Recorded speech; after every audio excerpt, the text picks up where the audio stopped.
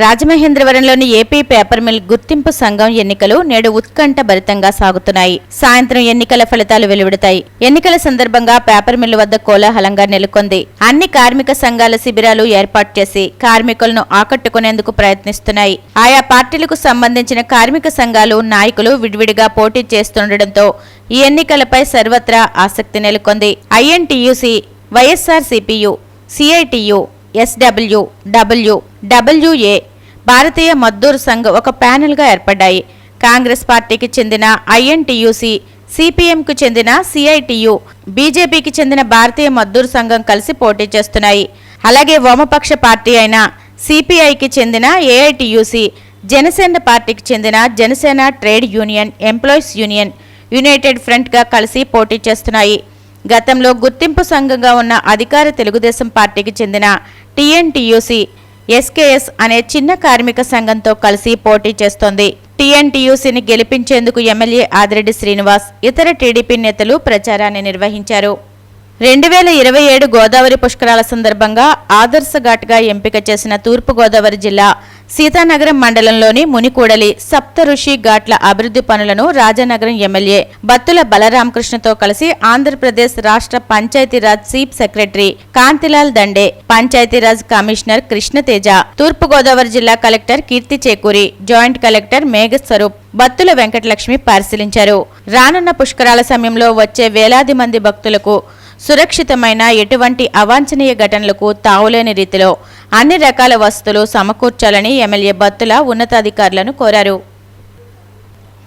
Godavari cotton ఆనకట్ట పరిధిలోని విద్యేశ్వరం గోదావరి పాయ వద్ద కొలువుదీరిన సప్త ఋషుల్లో ఒకరైన వశిష్ఠ మహర్షి విగ్రహ దిమ్మె ఒకవైపునకు ఒరిగిపోయింది.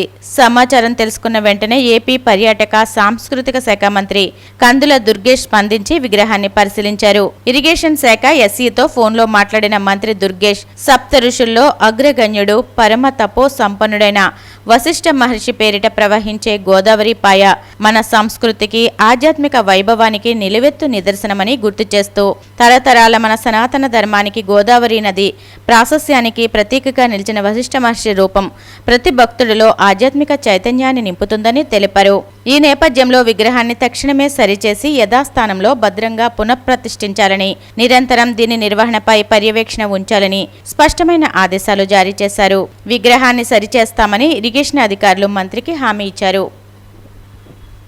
మహిళలు ఎక్కువగా ఆకుకూరలు, మాంసకృతులు వంటి ఆహారం తీసుకోవడం వల్ల వారిలో రక్తహీనత తగ్గుతుందని మహిళా వైద్యురాలు లక్ష్మీ మృదుల సూచించారు. తూర్పుగోదావరి జిల్లా నామవరం శాటిలైట్ సిటీ సచివాలయం 1 వద్ద రాజమహేంద్రవరం వేద హాస్పిటల్స్ ఆధ్వర్యంలో ఉచిత వైద్య శిబిరం నిర్వహించారు. ఈ శిబిరంలో డాక్టర్ లక్ష్మీ మృదుల మహిళలకు వైద్య సేవలు అందించారు. ఈ సందర్భంగా ఆమె మాట్లాడుతూ, ఆడవాళ్లలో వివిధ వయసుల్లో వచ్చే ఋతుక్రమ సమస్యల గురించి, తీసుకోవాల్సిన జాగ్రత్తల గురించి, ఎటువంటి టైంలో డాక్టర్ని సంప్రదించాలి తదితర అంశాలపై అవగాహన కల్పించారు. ఐరన్ లోపం, అనీమియా గురించి, ఐరన్ మాత్రల వల్ల కలిగే ప్రయోజనాల గురించి వివరించారు. అలాగే మహిళల్లో గర్భాశయ ముఖద్వారం క్యాన్సర్ స్క్రీనింగ్ టెస్ట్ మరియు హెచ్పివి టీకా ప్రయోజనాల గురించి వివరించారు. ఈ ఉచిత వైద్య శిబిరంలో 70 మంది మహిళలు వైద్య సేవలు పొందారు. ఉచితంగా మందులు పంపిణీ చేశారు. ఈ శిబిరానికి ఆంధ్రప్రదేశ్ కుమ్మర శాలివాహన అభివృద్ధి సంక్షేమ కార్పొరేషన్ డైరెక్టర్ దాలిపర్తి వేమన, పెద్దలు మెరుగుమెల్లి సత్యనారాయణ, టీవీ రావు, కోరుపిల్లి నాగేశ్వరరావు, నామవరం సెక్రటరీ కృష్ణ తదితరులు పాల్గొన్నారు.